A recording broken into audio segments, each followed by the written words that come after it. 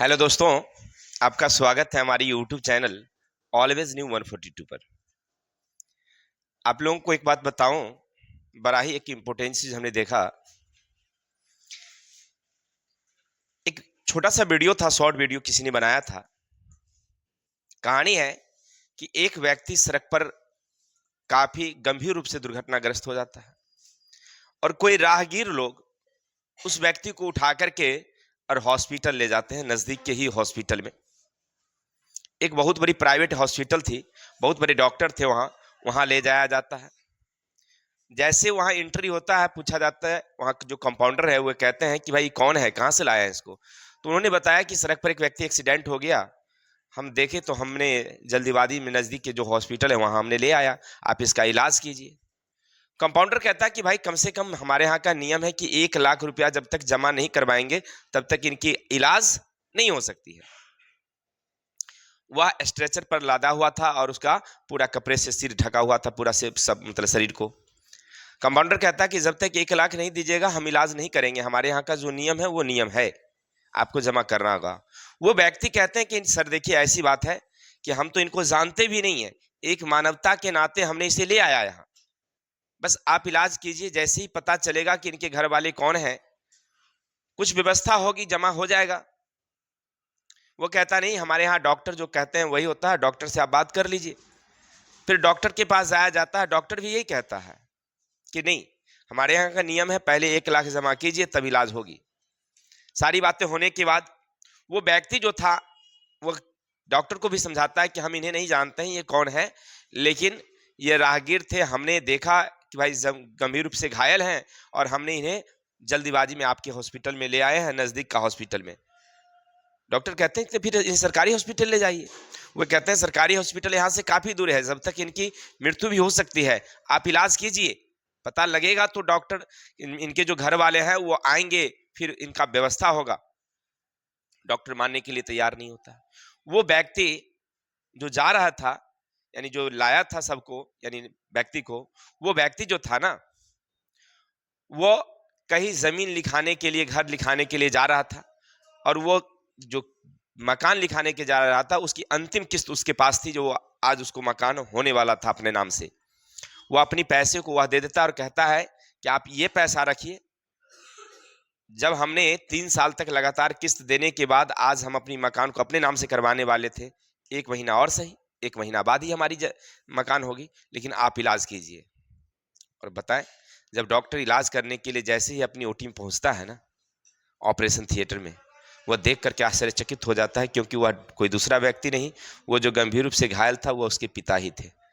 ठीक है, तो आपने क्या देखा, वो डॉक्टर वापस आता है और उस व्यक्ति को काफी हृदय से लगाता है और कहता है कि आप मानव नहीं भगवान हैं, आप भी कभी ऐसा मौका मिले ना तो कुछ मानवता को जरूर रखिएगा, कि पैसे ही हर चीज जगह काम नहीं आती है, कुछ मानवता भी होनी चाहिए। चलिए जो भी है, आप लोगों को हमने देखा, मुझे बहुत ही प्रभावित किया, तो हमने सोचा आप लोगों को भी समझाएं, है ना। कभी भी कहीं भी आपको इस तरह की स्थिति आए तो पहले मानवता को रखिएगा, पैसे तो आते ही जाते रहते हैं। ठीक है, तो चलते हैं हम लोग क्लास 10th केमिस्ट्री का चैप्टर नंबर 1, जिनका नाम है रासायनिक अभिक्रियाएं समीकरण। इस पाठ के लघुतरीय क्वेश्चन को हम लोग देखने वाले हैं, तो ज्यादा देरी ना करते हुए हम लोग पढ़ेंगे लघुतरीय क्वेश्चन नंबर 1 क्या है, सुनिएगा और हर एक क्वेश्चन को समझने का प्रयास कीजिएगा ताकि आपके एग्जाम में अच्छी तरह से। चलिए क्वेश्चन नंबर 1 क्या, सुनिए। रासायनिक समीकरण क्या है, आपसे पूछा जा रहा है कि भाई रासायनिक समीकरण क्या है, फिर कह रहा है एक उदाहरण देकर समझाइए। तो हम लोग पढ़े थे कि किसी भी रासायनिक अभिक्रिया को, किसी भी रासायनिक अभिक्रिया को जब सूत्र या संकेत के रूप में लिखते हैं तो उसे कहते हैं रासायनिक समीकरण। जैसे एक उदाहरण है कि कार्बन और ऑक्सीजन अभिक्रिया करके कार्बन डाइऑक्साइड बनाता है। ठीक है, कार्बन और ऑक्सीजन अभिक्रिया करके कार्बन डाइऑक्साइड बनाता है। ये तो अब शब्दों में आपने बोला, इसी चीज को हमने संकेत में लिखा है C+O2 तीर CO2। ये क्या है, रासायनिक समीकरण है। कोई दिक्कत, समझ में आ गई बात क्या है रासायनिक समीकरण। किसी भी रासायनिक अभिक्रिया को सूत्र या संकेत में जब हम लिखते हैं तो उसे कहते हैं हम लोग रासायनिक, ठीक है। किसी भी रासायनिक अभिक्रिया को सूत्र या संकेत में लिखना रासायनिक समीकरण कहलाता है। जैसे कार्बन और ऑक्सीजन जब अभिक्रिया करते हैं तो कार्बन डाइऑक्साइड बनाते हैं, अर्थात C+O2 CO2। किसी को दिक्कत? चलते हैं क्वेश्चन नंबर 2।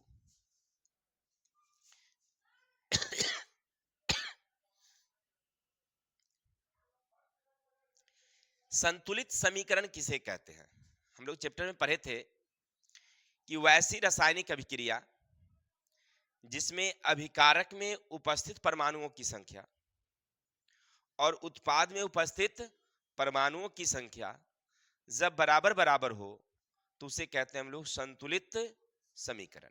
जैसे उदाहरण के तौर पर आप लीजिए कि एक समीकरण हमने लिखा H + Cl2 तीर 2HCl। अब गौर करिए, यहां H सिंगल है, क्लोरीन 2 है, लेकिन यहां H कितने हैं?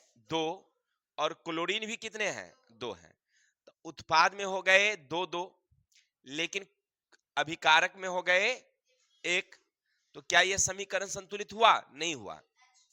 अगर यहां हम 2 लगा दें तो अब क्या हो गया कि अभिकारक में उपस्थित और उत्पाद में उपस्थित दोनों परमाणुओं की संख्या क्या हो गई? बराबर हो गई। तो ये हो गया संतुलित रासायनिक समीकरण। किसी को दिक्कत? तो यही पूछ रहा था आपसे कि संतुलित रासायनिक समीकरण किसे कहते हैं?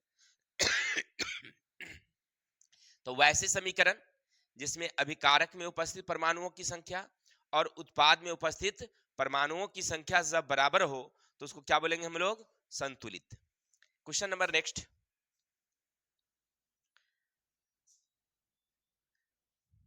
अब कह रहा आपसे कि रासायनिक समीकरण को संतुलित करना क्यों आवश्यक है? रासायनिक समीकरण को संतुलित क्यों किया जाता है? आखिर हम लोग क्यों करते हैं संतुलित? तो हम लोग ये जानते हैं कि रासायनिक समीकरण को संतुलित करना इसलिए आवश्यक है कि हमने जो अभिकारक में दिया, क्या उत्पाद में वही बन रहा है, या ज्यादा हो रहा है, या कम हो रहा है? अर्थात यह अभिक्रिया अनवरतता के नियम का पालन कर रहा है या नहीं कर रहा है, इसकी जानकारी के लिए रासायनिक समीकरण को संतुलित करना पड़ता है। ठीक है, क्या बोलेंगे हम लोग कि रासायनिक अभिक्रिया अनवरतता के नियम का पालन कर रहा है, अर्थात हमने जितना अभिकारक दिया क्या उत्पाद में उतना ही बन रहा है, कम हो रहा है, या ज्यादा हो रहा है, इसकी जानकारी के लिए समीकरण को संतुलित करना पड़ता है या संतुलित किया जाता है। किसी को डाउट? तो आशा और उम्मीद है क्वेश्चन नंबर 3 तक आप समझ गए होंगे। चलते हैं क्वेश्चन नंबर 4 क्या कहता, सुनते हैं।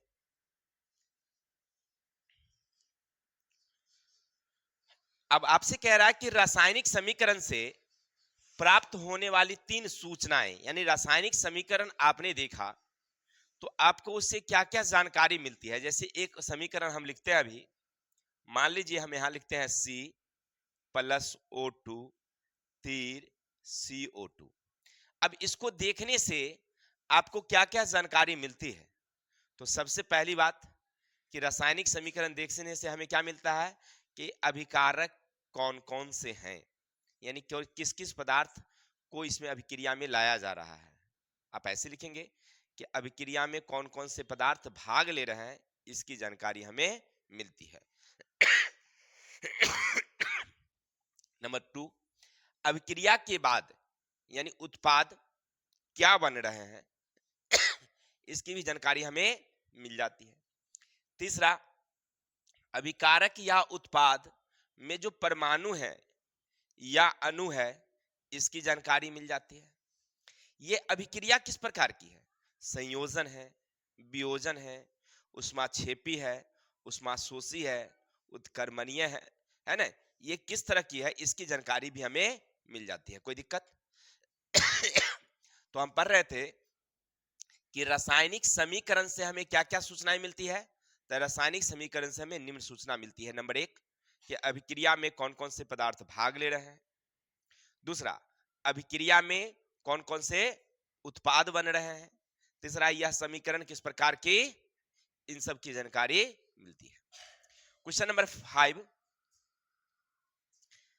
रासायनिक समीकरण लिखने से हमें क्या क्या फायदे हैं। आपसे क्वेश्चन पूछा जा रहा है कि जब आप रासायनिक समीकरण लिखते हैं, आप शब्दों में भी तो लिख सकते हैं, भारतीय बच्चे तो आसानी से समझ जाएंगे, नहीं समझ जाएंगे। फिर हम शब्दों में ना लिख करके उसको हम लोग सूत्र या संकेत में लिखते हैं। आखिर ऐसा क्यों, इसके लिखने के पीछे की क्या वजह है, इससे क्या मुझे लाभ है। आपसे पूछा जा रहा है कि रासायनिक समीकरण से क्या लाभ है। तो नंबर 1, पहला है कि उससे कागज की बचत होती है, यानी शब्द समीकरण लिखेंगे ज्यादा कागज लगता है, अगर संकेत में लिखते हैं कागज कम लगता है। तो पहला तो कागज की बचत होती है।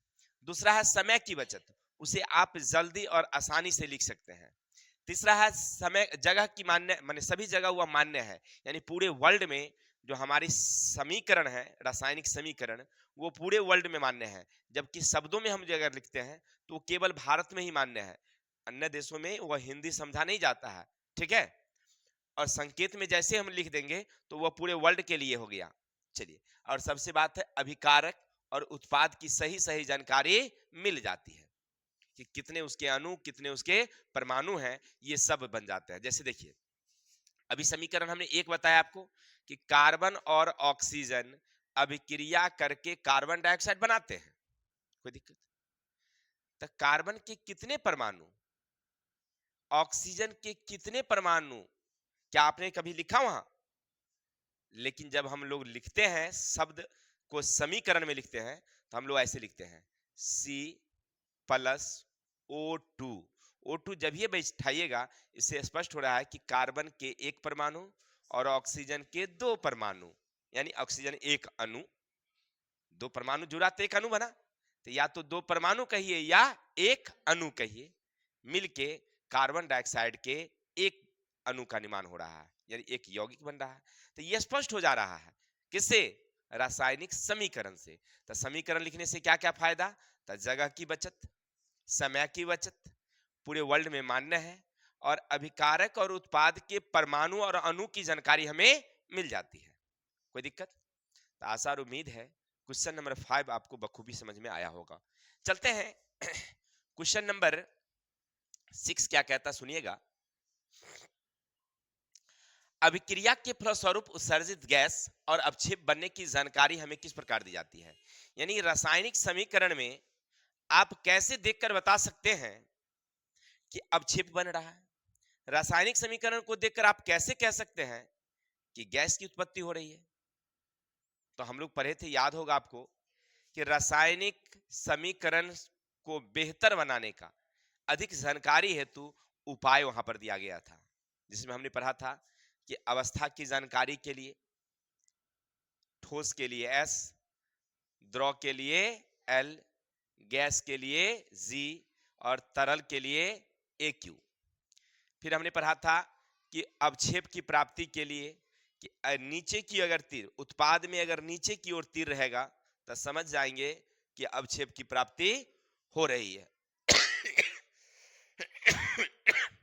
और फिर हमने कहा था उत्पाद में अगर ऊपर की ओर तीर हो, इसका मतलब क्या बन रहा है, गैस बन रहा है, ठीक है। तो आपसे यही तो पूछा जा रहा है कि उत्सर्जित गैस की जानकारी आपको कैसे मिलेगी।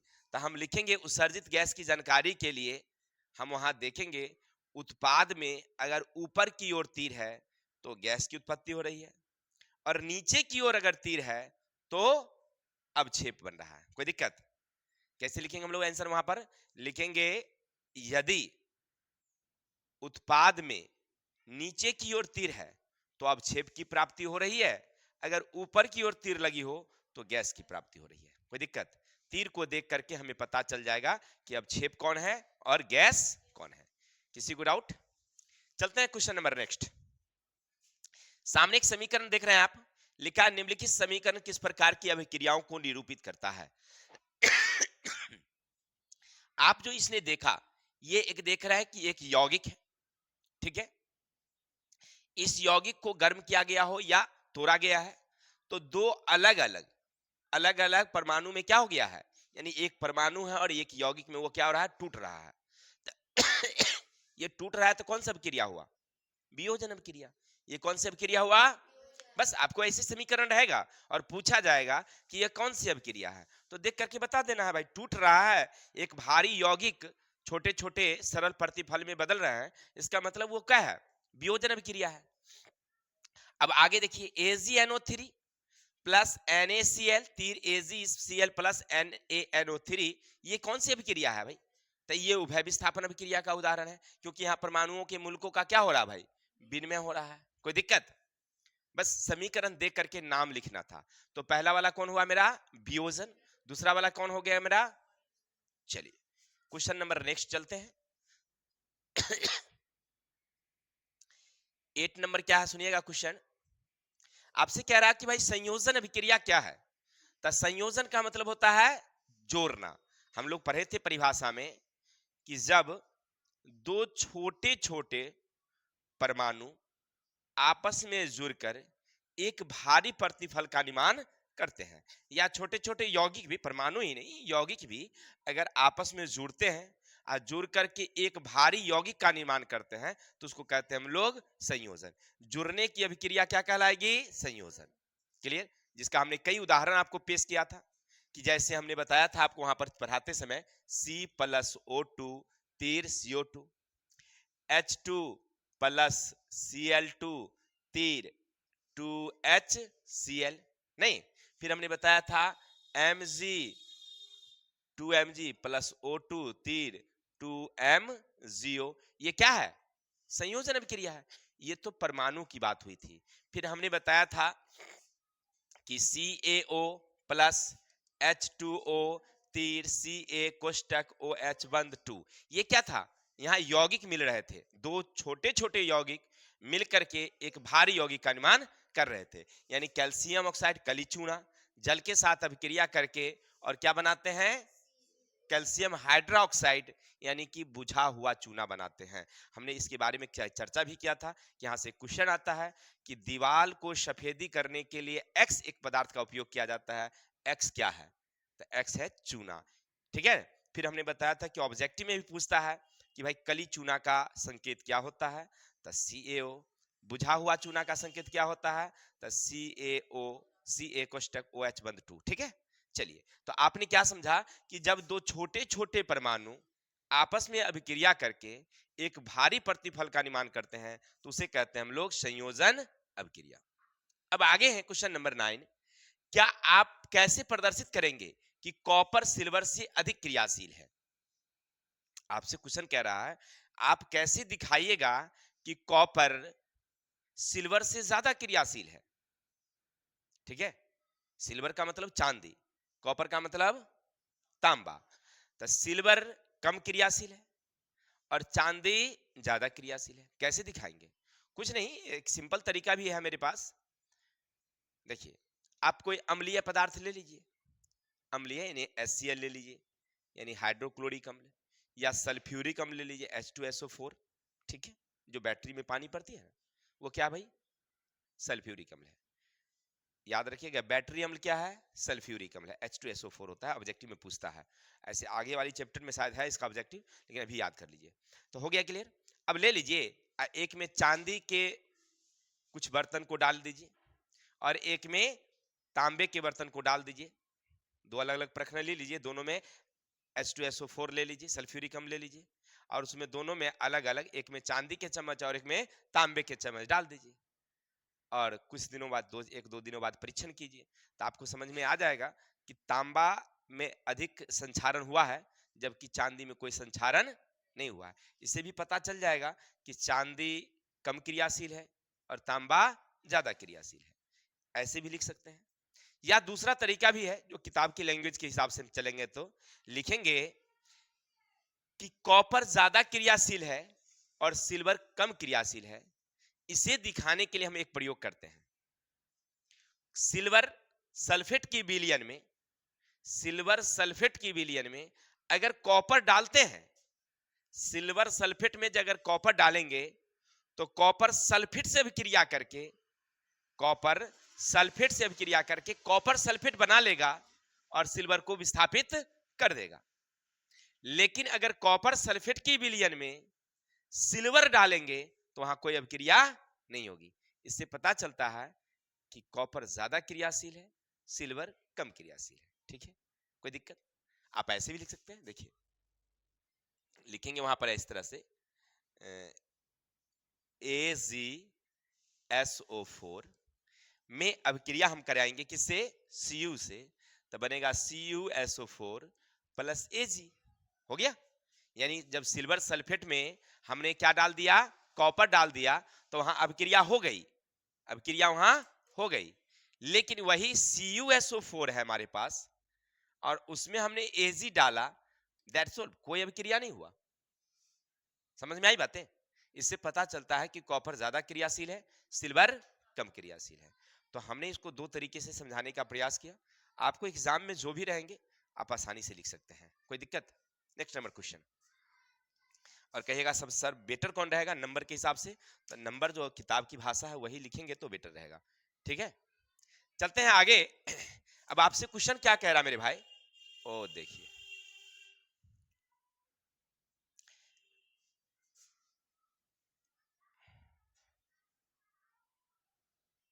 क्वेश्चन कह रहा है, ओहो क्या डिस्टर्ब कर देता है, मक्खी भी है ना। चलेंगे, ऑक्सीकरण अवकरण अभिक्रिया क्या है? अरे ये सब तो आप लोग को याद ही होगा। ऑक्सीकरण अवकरण हम लोग पूरे चैप्टर में यही पढ़े थे क्या? लास्ट का पॉइंट पढ़े थे, ऑक्सीकरण अभिक्रिया। जब कोई परमाणु ऑक्सीजन से अभिक्रिया करते हैं या हाइड्रोजन से अलग होते हैं तो उसको कहते हैं हम लोग ऑक्सीकरण। जब कोई परमाणु ऑक्सीजन से अभिक्रिया करते हैं या हाइड्रोजन से अलग होते हैं तो इसे कहते हैं हम लोग ऑक्सीकरण अभिक्रिया। अवकरण क्या है? तो जब कोई परमाणु उल्टा हाइड्रोजन से अभिक्रिया करते हैं या ऑक्सीजन से अलग होते हैं तो इसे कहते हैं हम लोग अवकरण। किसी को डाउट? तो ऑक्सीकरण अवकरण समझ गए। चलिए, तो ये थे क्वेश्चन नंबर 10। थोड़ा सा इसको देखिए फिर आगे हम लोग चलते हैं। चलते हैं 11 नंबर क्वेश्चन क्या है सुनिएगा। अब आपसे पूछ रहा है, देखिए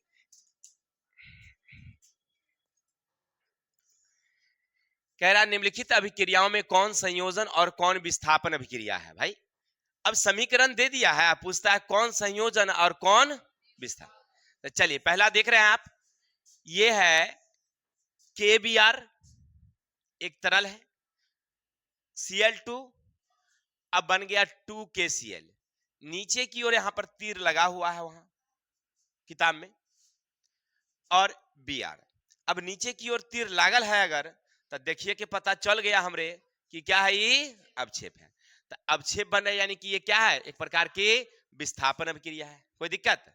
चलिए, अब दूसरा क्या है कि Fe प्लस S, सीधा सीधा है, दोनों छोटे छोटे परमाणु जुड़ रहे हैं तो क्या है हमारी संयोजन। तो ये हो गया हमारा विस्थापन और दूसरा क्या हो गया हमारा। कोई दिक्कत? चलिए क्वेश्चन नंबर नेक्स्ट। खाली यही चुनना था, उसमें कोई ज्यादा करना नहीं है। अब आगे है, उदाहरण सहित किसी अवक्षेपण अभिक्रिया का वर्णन कीजिए। माने कोई एक उदाहरण आप दीजिए और जिसमें अवक्षेपण अभिक्रिया का वर्णन है। तो लिख दीजिए भाई, NaCl प्लस AgNO3 तीर AgCl, नीचे की ओर लगा दीजिए तीर, प्लस NaNO3, अर्थात ये अवक्षेप बन रहा है ना। तो वैसी अभिक्रिया जिसमें अभिक्रिया के बाद प्रतिफल में ठोस के रूप में अवक्षेप प्राप्त होता है। देखिए विस्थापन और अवक्षेपन लगभग सेम सेम है, ठीक है, लेकिन थोड़ा सा अंतर है कि विस्थापन में एक परमाणु ओकरी पहली वाली परमाणु का जगह ले लेता है और उसको खुशका देता है। नहीं देखे थे? जैसे हमने पढ़ा था कि FeSO4 है, यहां पर आ गया कौन चीज, Zn, तो इस Zn Fe का जगह ले लिया और बना लिया ZnSO4, यानी Fe का जगह कौन ले लिया, यानी उसको कहा खुशक जाओ तुम, हम रहेंगे अब यहाँ पर। तो यहाँ पर आ गया, सॉरी, यहाँ पर आ गया कौन, Zn, नहीं आ गया। और एफ को क्या कर दिया, साइड कर दिया। तो ई कौन अभिक्रिया हुआ हमारा, विस्थापन, जगह को खुसका दिया। लेकिन अवक्षेपण में अभिक्रिया के बाद एक ठोस पदार्थ बाहर निकलते हैं, ठोस पदार्थ, तो ये क्या हो गया हमारा अवक्षेपण। तो वही तो हमें उदाहरण देना था। तो आप समीकरण लिख के परिभाषा लिख दीजिए, आंसर बा हो गया भाई। फिर समझते हैं, लिखेंगे NaCl प्लस AgNO3 फिर AgCl प्लस NaNO3। अब लिखेंगे वहां पर कि वैसी अभिक्रिया, अभिक्रिया के बाद प्रतिफल में ठोस के रूप में अवक्षेप प्राप्त होता है, यानी कोई पदार्थ ठोस के रूप में अलग हो जाता है तो उसको कहते हैं हम लोग अवक्षेपण अभिक्रिया। चलिए, आशा और उम्मीद है क्वेश्चन नंबर 12 आपको समझ में आ गया होगा। चलते हैं 13। अब देखिए, यहां से इंपोर्टेंट क्वेश्चन है जो एग्जाम में बराबर आपसे लड़ता है। क्या कह रहा है, निम्नलिखित अभिक्रियाओं के लिए संतुलित समीकरण लिखिए। समीकरण लिखना है पोटेशियम क्लोरेट, पोटेशियम क्लोरेट। तब पोटेशियम का सूत्र होता है, याद रखेंगे, KClO3। पोटेशियम क्लोरेट को जब गर्म करते हैं तब पोटेशियम क्लोराइड यानी KCl प्लस क्लोराइड और क्या बनेगा, ऑक्सीजन O2। अब गौर करिए, क्या ये संतुलित समीकरण है? नहीं है, क्योंकि यहां ऑक्सीजन 3 है और ऑक्सीजन यहां क्या है, 2 है। KCl तो मिल ही रहा है, तो अब ये क्या करें, ये 2 को हम 3 कर दें क्या? नहीं कर सकते हैं। तो 3 करने के लिए हमको यहां बढ़ाना पड़ेगा। जैसे मान लीजिए यहां 3 कर दिए, तो ये 3 दुनिया कितना हो गया भाई, 6 हो गया। तो इधर कितना हो गया, 3 हो गया। तो अब इसको फिर बढ़ाना पड़ेगा। तो चलिए हम 2 इधर लगा देते हैं, तो 3 दूना 6 तो हो गया। लेकिन गड़बड़ हो गया कि KCl भर बढ़ गया ना, बढ़ गया। तो इधर भी KCl को क्या कर देंगे हम लोग, 2 कर देंगे, तो काम खत्म। अब यहां भी K 2 बारी, Cl 2 बारी, ऑक्सीजन 6 बारी, K 2 बारी, Cl 2 बारी और O कितनी बारी। क्लियर हो गया संतुलित। तो यही लिखना होता है। अब सर, आप पोटेशियम क्लोरेट को कैसे समझे कि KClO3 होता है का जी, तो ये बउआ रे याद करना होता है, ठीक है। ये पूरा क्लास 9th में भी है, 10th में भी है। आप एक कॉपी लीजिए, एक तरफ उसका पहले क्या करिए, रासायनिक नाम, फिर लिखिए साधारण नाम, और फिर उसका लिखिएगा संकेत, ठीक है। जैसे पहला हमने कहा कैल्शियम ऑक्साइड, इसका साधारण नाम है कली चूना, ठीक है, या अनबुझा चूना। फिर लिखेंगे CaO, ठीक। फिर लिखेंगे कैल्शियम कार्बोनेट, साधारण नाम कैल्शियम कार्बोनेट ही है इसका, इसका सूत्र CaCO3, ठीक है। इसी तरह से बुझा चूना, ठीक है ना। इसी तरह से बहुत सारे सल्फ्यूरिक अम्ल हैं, तो फिर उसका तुतिया है, और आप लोग आप क्या पढ़े थे क्लास 9th में, वो सब देख करके लिख सकते हैं, ठीक है। चलिए आगे नोट कर लीजिएगा कॉपी में, ऐसे हम बाद में नोट्स देंगे आपको बना करके इसका। चलते हैं आगे, हैं सोडियम हाइड्रोक्साइड। तो सोडियम का सूत्र होता है NaOH, ये हो गया सोडियम हाइड्रोक्साइड। सल्फ्यूरिक अम्ल H2SO4, अभिक्रिया करके सोडियम सल्फेट यानी NaSO4 और जल तो H2O। अब क्या ये संतुलित है, देखो। चलिए, Na कितनी बारी, एक बारी, Na कितनी बारी, एक बारी, SO4 तो बराबर है भाई, H2 तो H2 बराबर है, O यहाँ एगो है और यहाँ एगो, O क्या, सॉरी, O यहाँ पर कितना है, एक है, यहाँ भी कितना है, एक है। तो चलो हमारा संतुलित है, तो हम संतुलित कर सकते हैं।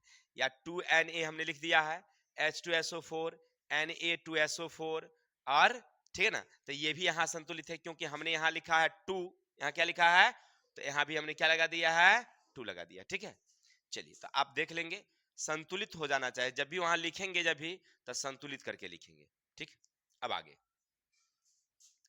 अगला देखिए क्या लिखा है, कह रहा है कैल्शियम हाइड्रोक्साइड यानी कैल्शियम का हाइड्रोक्साइड Ca कोष्टक OH बंद 2, कार्बन डाइऑक्साइड तो CO2, क्या बनाई प्रक्रिया करके, कैल्शियम कार्बोनेट CaCO3 और जल H2O, ठीक है ना। तो अब ये सब पूरा जो है ना, आपको याद रखना होगा कि कैल्शियम कार्बोनेट का सूत्र क्या है, कैल्शियम हाइड्रोक्साइड का सूत्र क्या है, जल का सूत्र क्या है, सब याद रखिएगा। ठीक है, चलते आगे। क्वेश्चन नंबर क्या है सुनिएगा, उष्माक्षेपी और उष्माशोषी अभिक्रिया से आप क्या समझते हैं?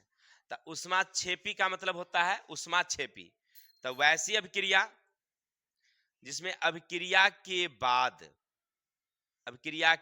बाद उष्मा की प्राप्ति होती है तो उसको कहेंगे हम लोग उष्माक्षेपी।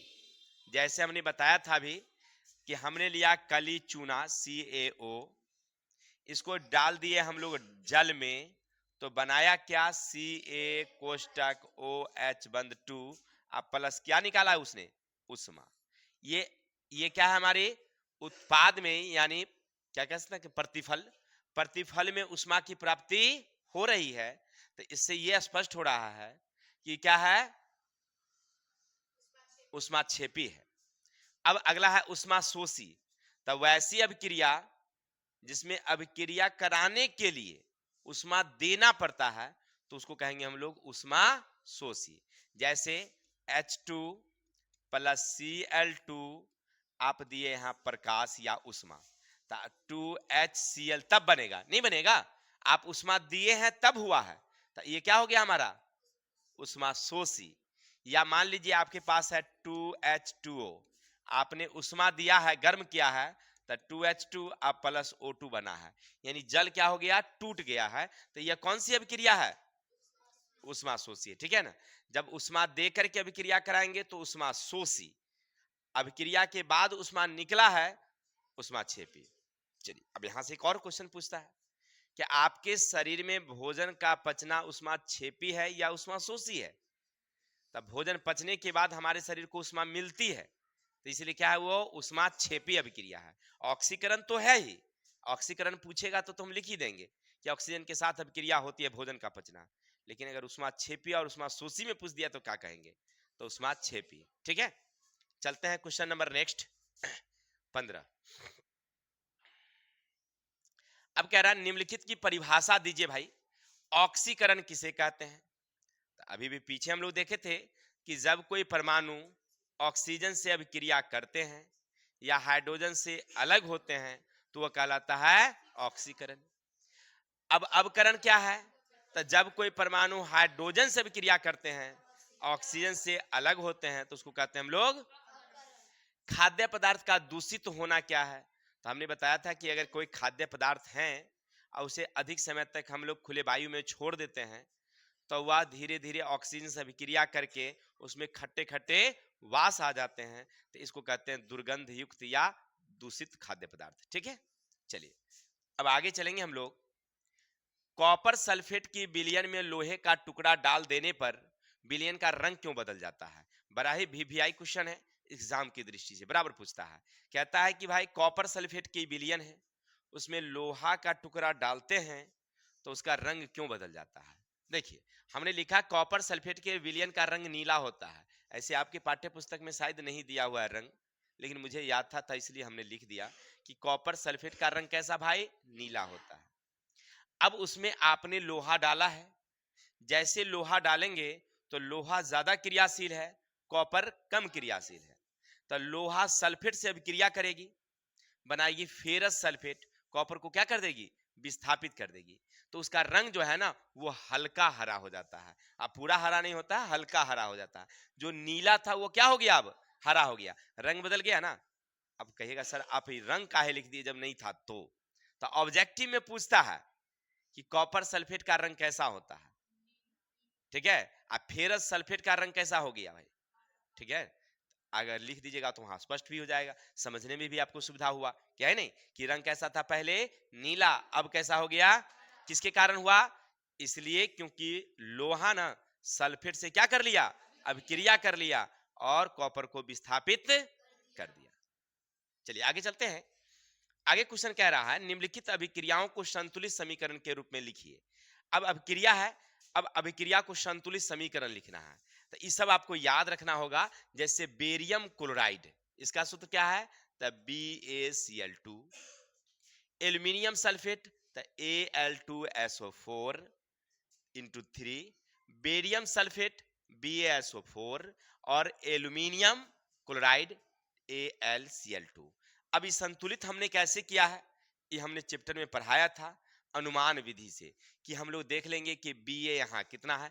पहले तो आप बेरियम क्लोराइड का सूत्र लिखिएगा BaCl2। ये नहीं होता है, ये 2 नहीं होता है, बेरियम क्लोराइड के सूत्र में 2 नहीं रहता है, सीधे होगा BaCl2। एल्यूमिनियम सल्फेट था Al2 इंटू SO4 इंटू 3, ये रहता है किसका सूत्र, एल्यूमिनियम सल्फेट का, ठीक है। फिर आपसे बेरियम सल्फेट था BaSO4, फिर आपसे पूछेगा एल्यूमिनियम क्लोराइड AlCl2, ये हो गया। अब ये 2 हमने क्यों लगा दिया, संतुलित करने के लिए, कि भाई Ba यहां पर कितना है, 1 है, अभी 1 था, और यहां पर Ba कितना था, 1 था। लेकिन जब हम लोग लिखे पूरा समीकरण तो हमारा हचपच हो रहा था, तो हमने पूरा का लिख दिया। ये हम लोग कहां पर थे, पाठ में, तो आप याद रखिएगा ऐसे लिखा जाता है, ठीक है ना, संतुलित करके लिखिएगा वहां पर। अब आगे चलते हैं, सोडियम तो Na जल तो H2O, सोडियम हाइड्रोक्साइड NaOH और हाइड्रोजन H2। अब जैसे देखिए Na यहां पर कितना है, 1 है, चलिए एगो समझ लीजिए, 1। H कितना है, 2 है, और O कितना है, 1 है। Na कितना है भाई, 1। O कितना है, 1 है।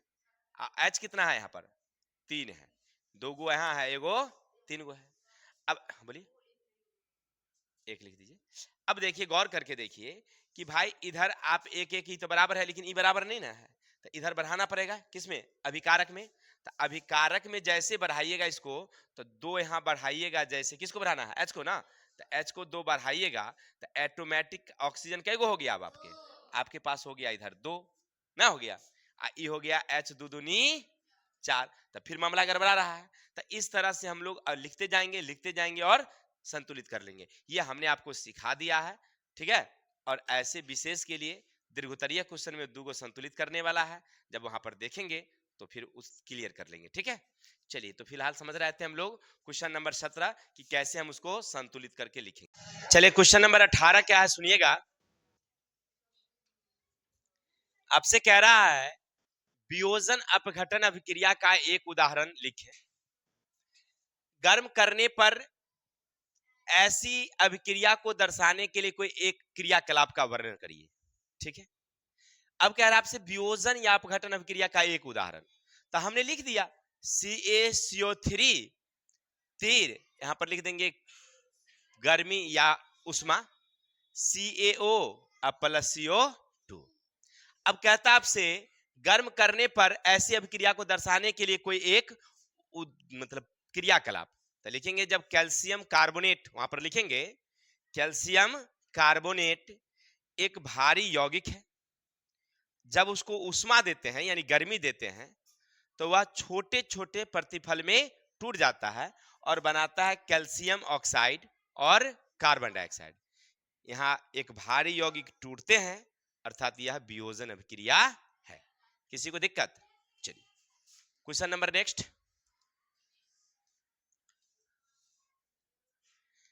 क्वेश्चन नंबर 19 कह रहा है एक परख नली में लेड नाइट्रेट के विलयन, एक परख नली में लेड नाइट्रेट के विलयन में पोटेशियम आयोडाइड का विलयन मिलाने पर आप क्या परीक्षण करेंगे। यानी एक परख नली है आपके पास, अब इस परख नली में आपने पोटेशियम आयोडाइड नहीं सॉरी लेड आयोडाइड और पोटेशियम आयोडाइड को दिए हैं, ठीक है। क्या दिए आपने, लेड नाइट्रेट पोटेशियम आयोडाइड। तो जब हम डालेंगे ना, तो लेड नाइट्रेट के जो विलयन है वो पोटेशियम आयोडाइड के विलयन में अभिक्रिया होगी, अब बन जाएगी लेड आयोडाइड। क्या बन जाएगा, कोई दिक्कत, फिर समझते हैं। पहले हमारे पास है लेड नाइट्रेट पोटेशियम आयोडाइड, अब दोनों को हम परख नली में डालेंगे तो क्या बन जाएगा मेरे पास, लेड आयोडाइड। कोई दिक्कत। अब कहता है क्या यह किस तरह की अभिक्रिया है, तो यह उभय विस्थापन अभिक्रिया है। अब सूत्र देख लीजिए, तब ये हमारा हो गया लेड नाइट्रेट का सूत्र PbNO3 इंटू 2 हो गया। ये हो गया पोटेशियम आयोडाइड Ki, बन गया क्या, तो लेड आयोडाइड PbI2, फिर बन गया पोटेशियम नाइट्रेट।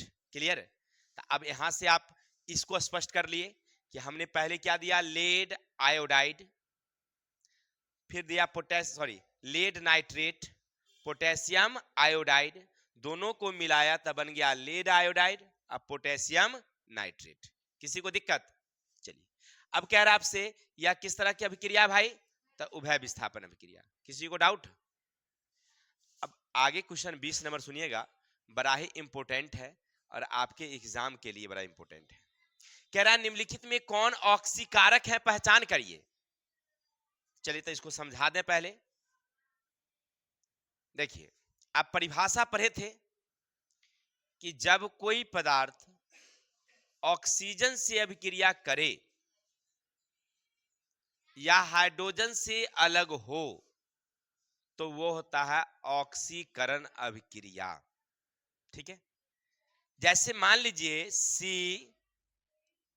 ऑक्सीजन से अभिक्रिया किया है तो CO2 बनाया है, तो यहां पर कौन अभिक्रिया हो रहा है, ऑक्सीकरण अभिक्रिया हो रहा है।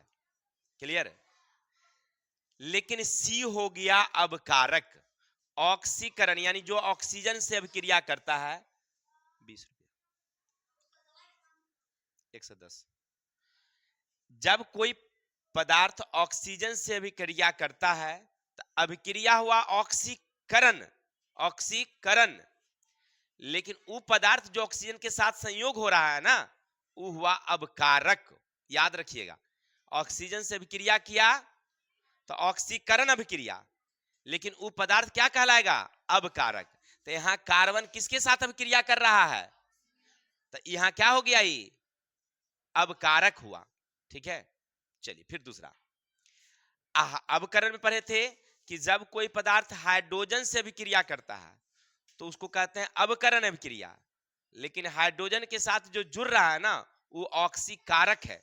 ठीक है, ऑक्सीजन से जुड़ता है अबकारक, हाइड्रोजन से जुड़ता है तो ऑक्सीकारक। याद रखेंगे परिभाषा का ठीक उल्टा होता है। ठीक है, फिर समझते हैं।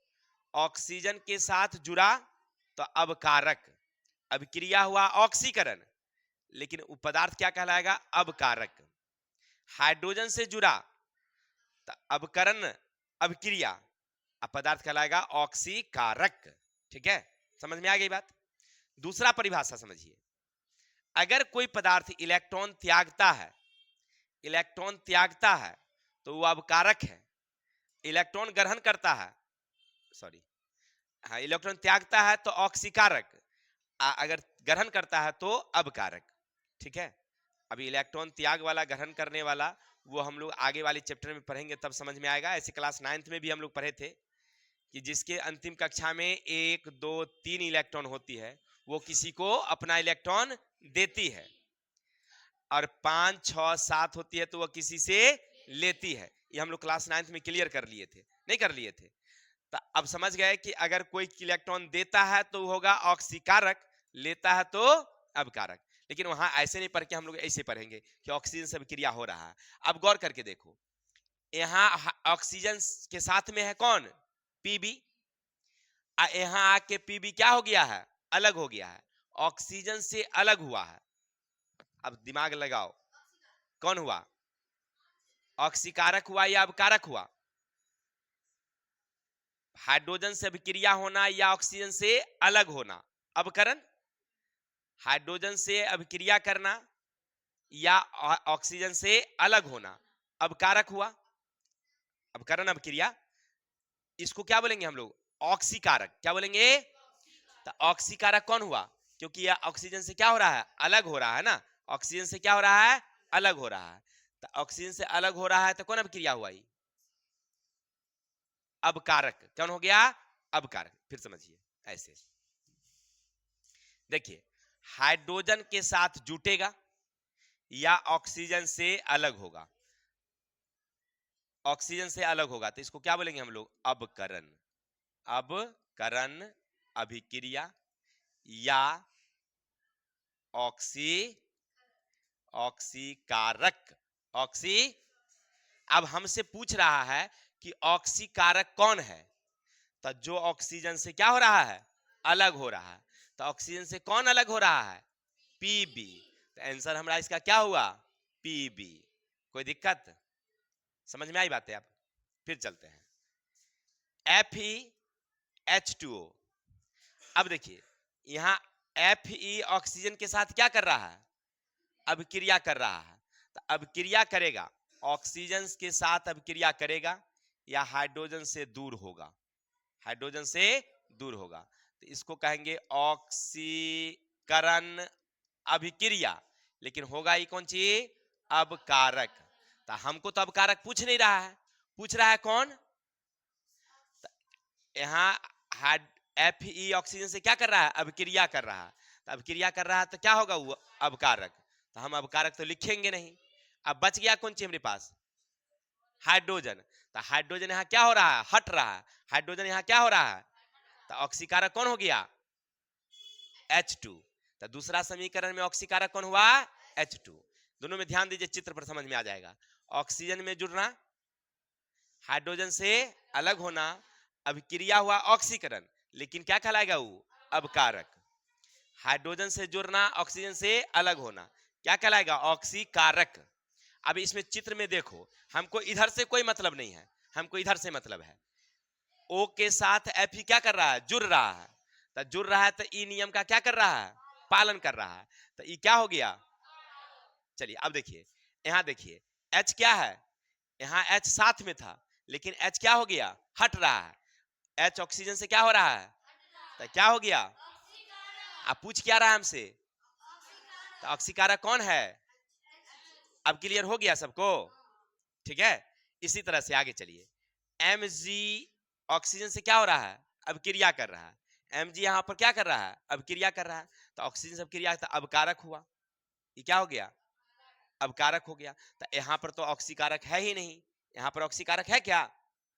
क्योंकि ऑक्सीकारक पूछ रहा है तो ऑक्सीजन से होना चाहिए।